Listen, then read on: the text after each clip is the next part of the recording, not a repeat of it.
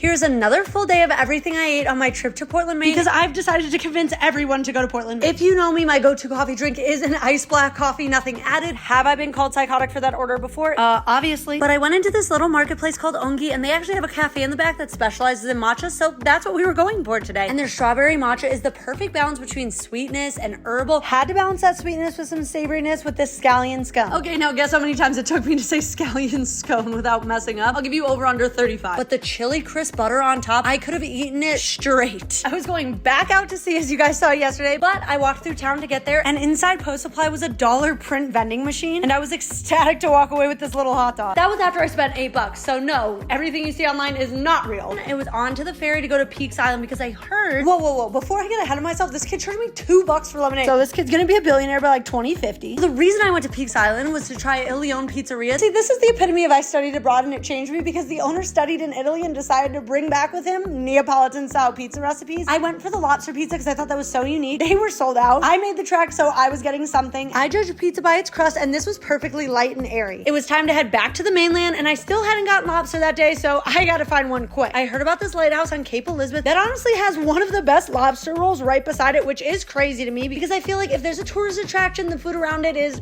just not that good. However, when I saw them pour this kettle of butter on top, I knew I was in for it. Bite into Maine's lobster roll has everything going for it, with the view, the lobster, and the buttery roll. On the way home, I saw this big barn serving up ice cream, so I got a classic swirl, and I'll see you tomorrow for more reasons why you should go to Maine.